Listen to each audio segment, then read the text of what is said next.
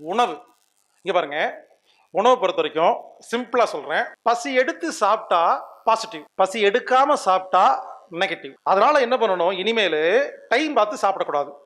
நமக்கெல்லாம் என்ன சொல்லி கற்றுக் கொடுத்துருக்காங்க, நேரத்துக்கு ஒழுங்கா சாப்பிடுன்னு சொல்லியிருக்காங்களா? நேரத்துக்கு ஒழுங்கா சாப்பிட்டா நல்லாவே இருக்க மாட்டீங்க. நேரத்துக்கு ஒழுங்கா சாப்பிட்றத விட பசி எடுத்து சாப்பிடுவதே சிறந்தது. காலைல 8 மணிக்கு 5 இட்லி சாப்பிட்றீங்க, 2 மணி ஆயிடுச்சு. ஐயோ 2 மணி ஆயிடுச்சா, மறந்தே போயிட்டோம் பாரு, மதிய சாப்பாட்டேன்னு சாப்பிட்டாவே எல்லா வியாதி வந்துடும். மதியம் 2 மணி ஆச்சு, ஆனால் பசி எடுத்துச்சா? முதல்ல ப்ராசஸ் புரிஞ்சுக்குங்க.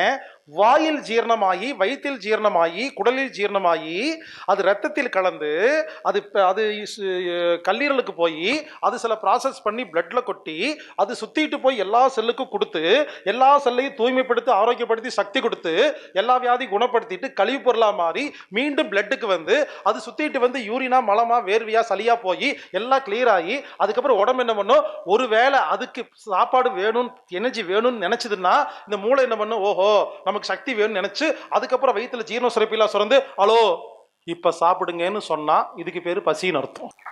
டைம் பார்த்து சாப்பிட்டா என்னாகும் தெரியுமா? காலைல சாப்பிட்ட இட்லியே இன்னும் ஜீரணம் ஆகல, வாயில ஜீரண சுரப்பி இல்லை, வயிற்றுலையும் ஜீரண சுரப்பி இல்லை. இந்த சாப்பாடை சாப்பிட்டா என்னாகும், வாயிலையும் ஜீரணமாகாது, வயிற்றுலையும் ஜீரணமாகாது. அப்புறம் என்னாச்சு, உள்ள போய் அதையும் கெடுத்துரும். இது கெட்டு போனா பரவாயில்ல, உள்ளதும் போச்சுடா லொல்லக்கண்ணான்னு ஆயிரும். பசி எடுக்காம யாரெல்லாம் சாப்பிட்றோமோ நெகட்டிவ், பசி எடுத்து சாப்பிட்டால் பாசிட்டிவ்.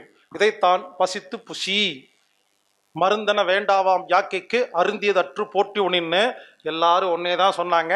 அவங்க மானியத்தேனே மாத்தி போட்டாங்க.